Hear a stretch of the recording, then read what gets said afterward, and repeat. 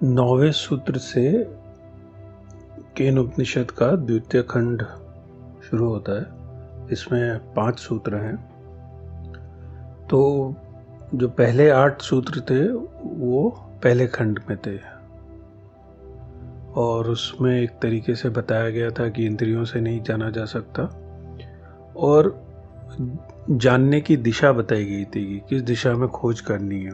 वो स्थिति कि जिसको पाकर अमृत मिल जाता है, जिसको पाके मुक्ति मिल जाती है। तो दूसरे खंड में एक तरीके से उस जानने की स्थिति के बारे में थोड़ा सा बताया गया है कि जब एक साधक जानने की कोशिश करता है, जानने की दिशा में बढ़ता है, ब्रह्म को जानने की, आत्मा को जानने की दिशा में बढ़ता है, तो वो जो जानना है उस जानने में कई बार लगता है कि जान लिया या पकड़ में आ रहा है, जाना जा रहा है। तो वहाँ पर उस दिशा में बताया गया है कि वो जानना, जो ये मान लेते हैं कि जान लिया, ये एक अभी यात्रा पूरी नहीं हुई। इसमें अभी बात बनी नहीं कि अभी जाना नहीं ढंग से। तो वही चीज़ यहाँ पर बताई गई है। 9वें सूत्र से हम शुरू करते हैं। यदि मन्यसे सुवेदेति द ब्रह्मेव वापि नूनम त्वम वेतत ब्रह्माणो रूपम यदस्य त्वम यदस्य दिवेश्वत नु मीमांस्याम एव ते मन्ये विदितम। तो शुरू होता है यदि मन्य से सुवेदेति, कि यदि, अगर, त्वम यानी तू ये मानता है। क्या मानता है? कि मैं जान गया हूं। सुवेद, यदि मन्य से सुवेदेति, कि मैं जान गया हूं, तो ये एक तरह का अभी अल्प ज्ञान है, भ्रम है। तो उस स्थिति को जानने की दिशा में जब बात की जाती है तो वही यहाँ बताया कि जब भी अगर ये लगने लगे कि मैंने जान लिया, मैं जान गया, तो वो भ्रम है। भ्रम, वो अभी ढंग से जाना नहीं है, वो अभी अल्प है ज्ञान, वो थोड़ा ही जाना है अभी। तो इसी में आगे कहा गया है कि निश्चय ही जो ब्राह्मणों रूपम, जो रूप जाना गया है, जो कि तुझ में भी है और देवताओं में भी है, कि तुमने जो रूप जाना है, जो भी ब्रह्म का रूप, जिस रूप में ब्रह्म को जाना है, वो ब्रह्म जो कि तुझ में भी है और देवताओं में भी है। देवेशु अथ, तो वो जो है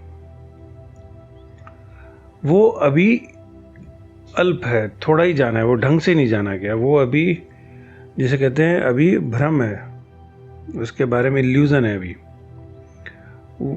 तो यहाँ पे एक और चीज जो समझ में आती है, इशारा है जो, वो है कि जो पहले जानना होता है, सबसे पहले जब जानने की दिशा में बढ़ते हैं, जानने की कोशिश करते हैं, तो या तो कोई भी साधक अपने अंदर उसको देखने की कोशिश करेगा, अपने अंदर जानने की कोशिश करेगा, या फिर अपने से बाहर जो अनजाना है, जिसको हम एक तरह से कह सकते हैं हायर फोर्सेस, हायर एनर्जी, ऊंचे तल की ऊर्जा, या जिसे हम देवता कह सकते हैं। तो हमें सीधे सीधे नहीं दिख रहा, लेकिन हम मान रहे हैं कि वो जो ऊंची एनर्जी है, ऊंचे तल की ऊर्जा है, ऊंचे तल के जो होना है, वही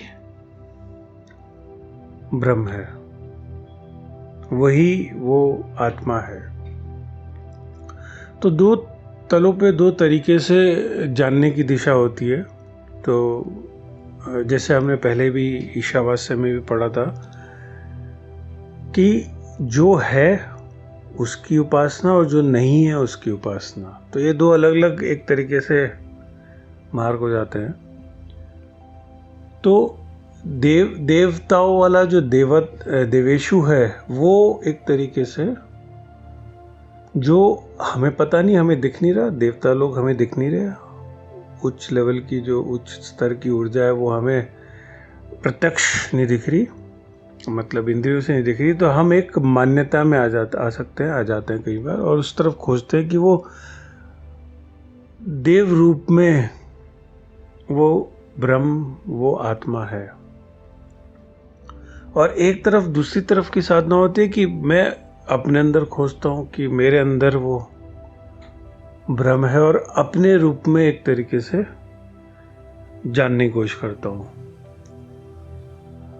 तो इसमें ये कहा जा रहा है इस सूत्र में कि जो कुछ भी, जब भी जानने की स्थिति है, तो वो बात अभी बनी नहीं, वो अभी जाना नहीं है ढंग से।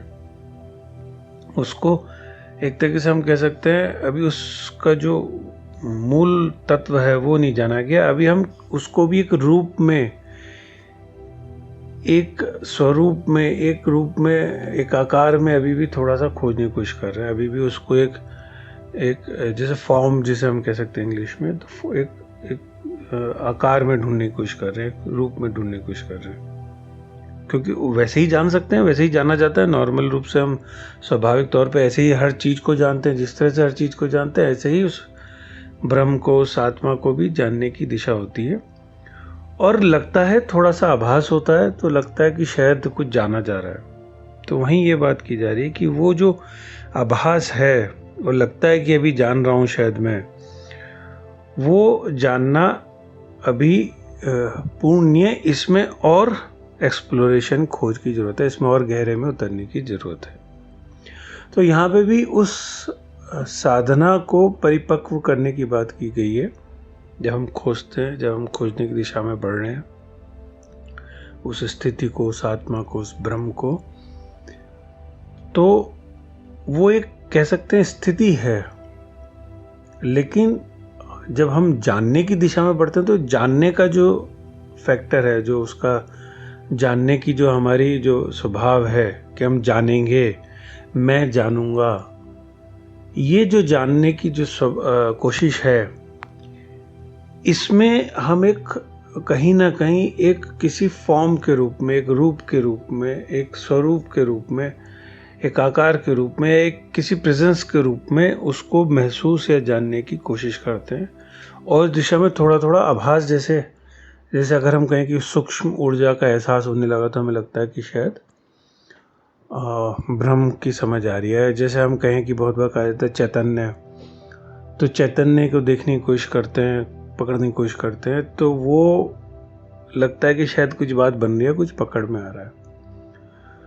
तो दिशा है, और मेनली वो दो दिशाएं हैं, जो कि एक तो देव के रूप में, जो हमसे अलग कोई परमात्मा है, एक ब्रह्म है, उसके रूप में, और एक अपने अंदर, अपने रूप के अंदर, अपने स्वरूप में अपने अंदर खोजने की दिशा, कि अपने अंदर का चैतन्य देखूं।